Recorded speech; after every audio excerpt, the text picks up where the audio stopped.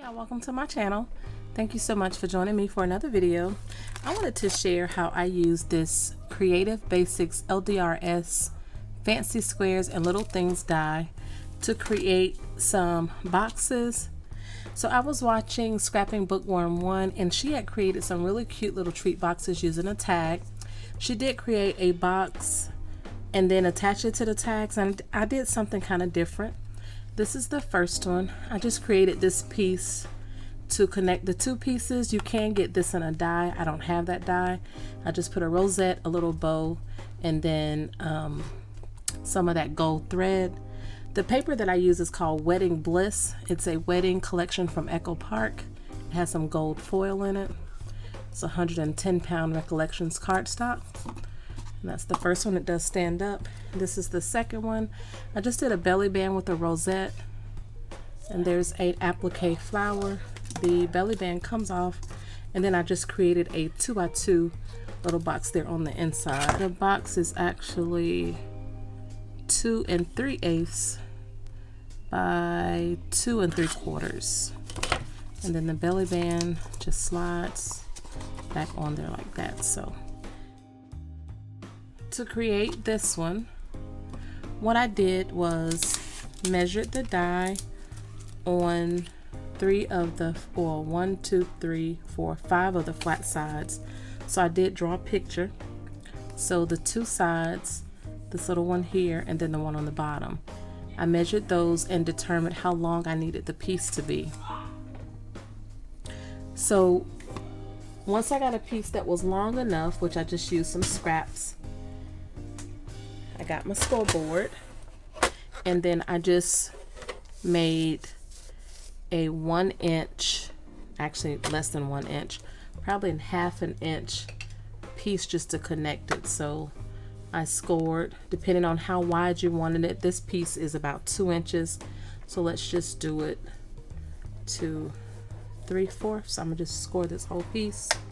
I haven't measured this piece, just a piece of scrap, just to kind of demonstrate. And then I took my ruler, and you determine the first piece needed to be 2 1/4. So I took my ruler, did 2 1/4.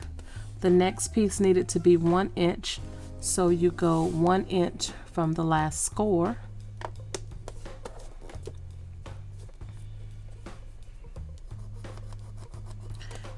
The next one is 1 3/4.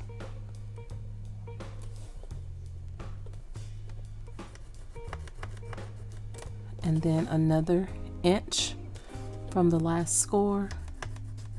And then another 2 1/4. So that's how I made my score marks. And then you just go through and do your scoring. This is also how I create boxes too. So, and then you cut that excess piece off. You want to fold on your score lines.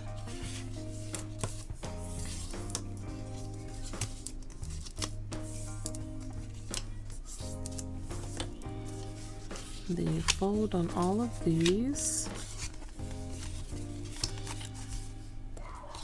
And then you cut up on those score lines.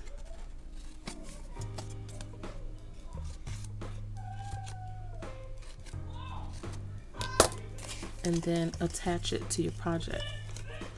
So that's how I created the piece for this, the front of this die right here.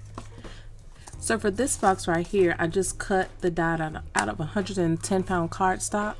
I matted the first sides, and then on the inside I created this box just by measuring the longest corners, so wherever it would fit in there dimensionally. So I couldn't come past this little point right here, so that's the farthest that I went, and I just measured it all around, determined the size of the box, created the little box, and then made a piece that I could attach to the back of the box and then inside here like a pizza box, and then I just matted that. And that's how it closes. It's attached to the bottom of this piece.